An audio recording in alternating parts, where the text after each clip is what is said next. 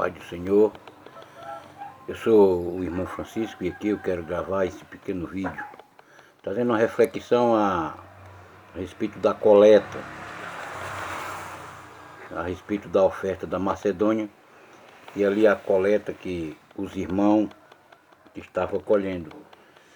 Porque quando aqui no capítulo 8 de 2 Coríntios está o apóstolo Paulo ali, ele está agradecendo ali a oferta da Macedônia. E aquela oferta, irmão, se você bem entender a oferta da Macedônia, ela foi uma oferta para, como o apóstolo Paulo disse, de generosidade, né? Por quê? Porque aquela oferta foi ali, quando o apóstolo Paulo, ele visita a Judéia e vê ali os irmãos passando necessidade.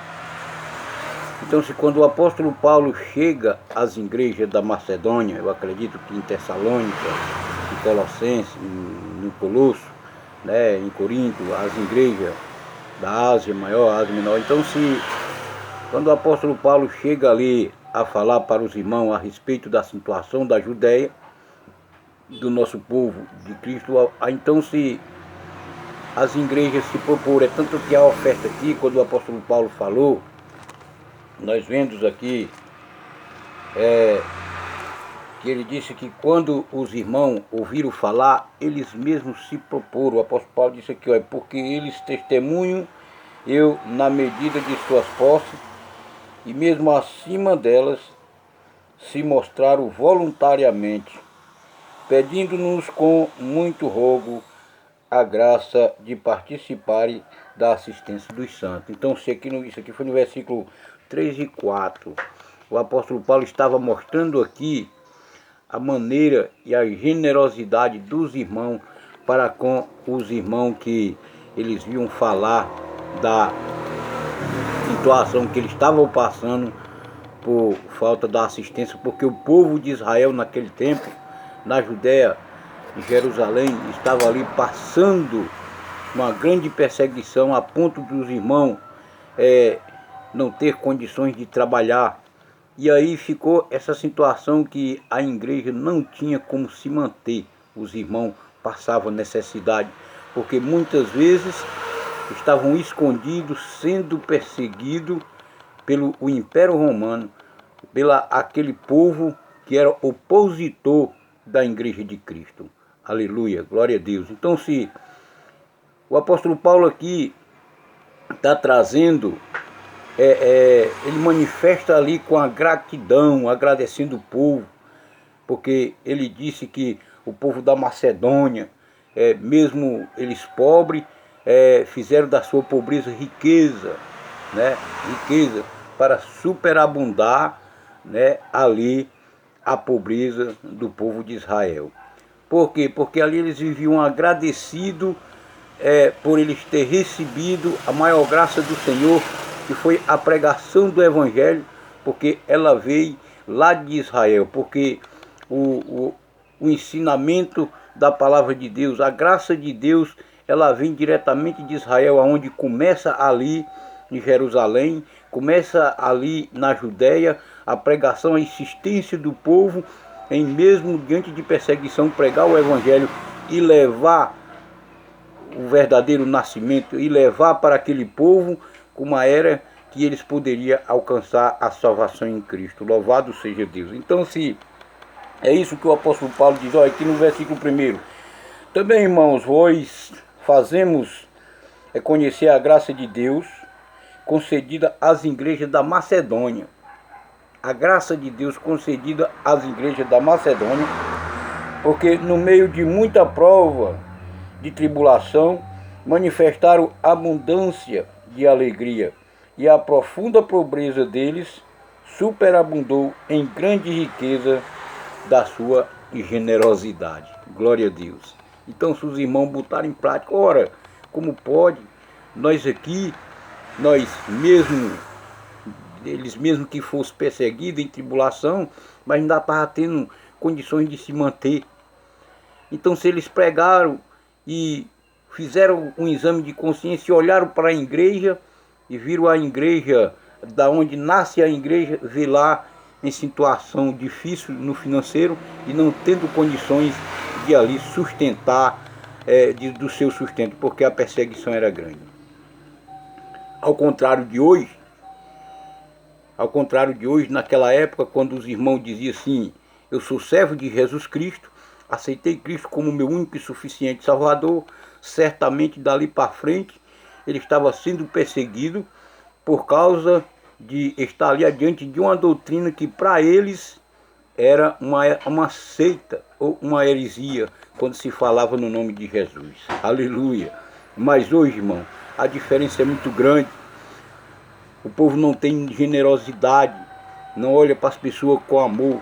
O apóstolo Paulo diz que ele se manifesta, vê a manifestação dos irmãos se levantar com a sua generosidade, com seu amor para com a igreja, e ali se doer pela situação que a igreja da Macedônia estava passando.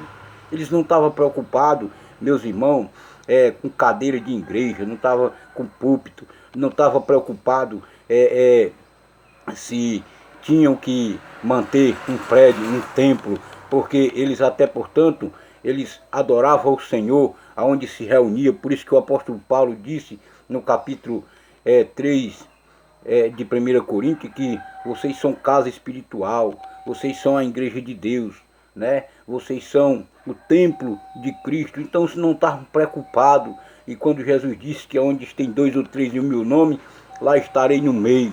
Só que os irmãos estavam preocupados era com o bem-estar da igreja, porque a igreja de Cristo estava em situação financeira muito ruim, porque existia uma perseguição romana em cima do povo de Deus, porque estavam enfrentando ali, né, o Império Romano com uma igreja pequena que para eles era uma seita, e se achavam ali, né, perturbados, se achavam ali perseguidos, se achavam ali em autoestima, porque o reino que foi prometido por Jesus estava crescendo, que era o reino de Cristo dentro daquela comunidade. Louvado seja Deus. Então isso, irmão, quando nós olhamos aqui para o que a Bíblia diz, e hoje para o que está acontecendo no nosso meio evangélico, não tem nada a ver pregar isso aqui dentro das igrejas hoje, porque o amor de muitos esfriará, como disse o apóstolo Paulo, e são amantes de si mesmos e só estão olhando